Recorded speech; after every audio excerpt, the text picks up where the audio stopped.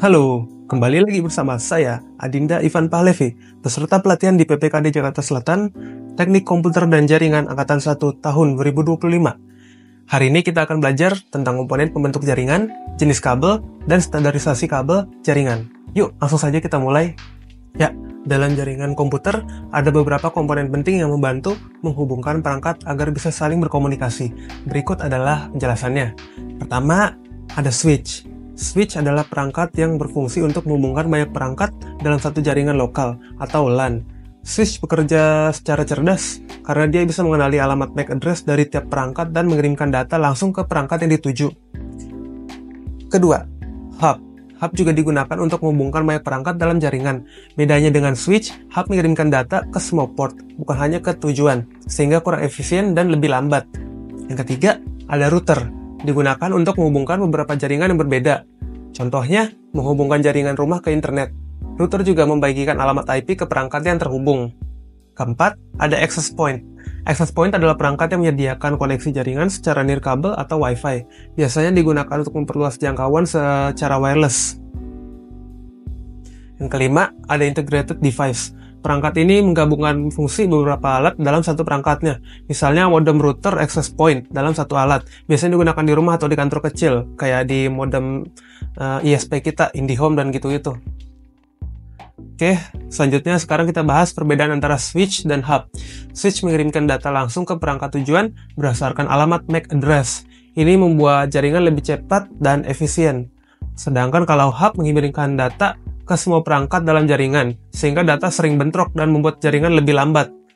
Jadi kalau ingin jaringan yang lebih stabil dan cepat, gunakan switch bukan hub.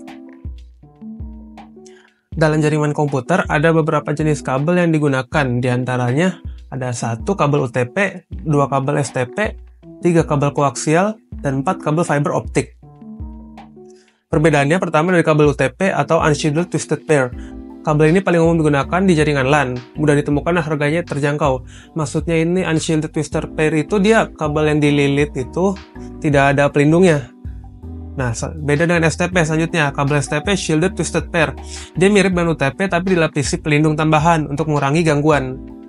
Yang ketiga ada kabel koaksial, digunakan pada jaringan lama, sekarang sudah jarang dipakai yang bentuknya untuk seperti TV itu.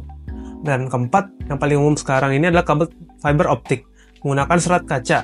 Kecepatannya tinggi dan cocok untuk jarak jauh. Biasanya digunakan oleh ISP atau backbone jaringan besar. Saat membuat kabel jaringan, kita harus mengikuti standar pengurutan warna kabel. Ada 2 standar utama yaitu 1 T568A dan kedua T568B.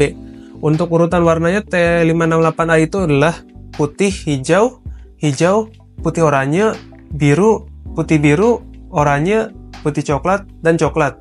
Sedangkan untuk T568B, urutan warnanya adalah putih oranye, oranye, putih hijau, biru, hijau, putih coklat, kemudian coklat.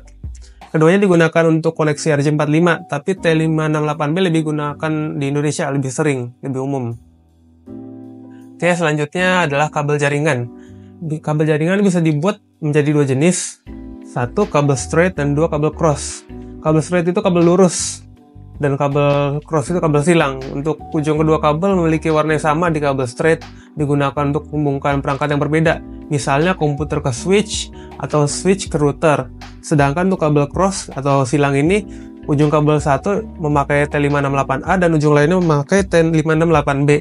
Digunakan untuk menghubungkan perangkat yang sama, misalnya komputer ke komputer atau switch ke switch. Oke teman-teman, itu tadi penjelasan tentang komponen pembentuk jaringan, perbedaan switch dan hub, jenis kabel jaringan, serta standar dan jenis kabel yang biasa digunakan. Semoga penjelasan ini bermanfaat dan mudah dipahami. Jangan lupa untuk latihan praktik langsung ya, karena belajar jaringan itu seru kalau langsung coba sendiri. Sampai jumpa di video selanjutnya. See you next time!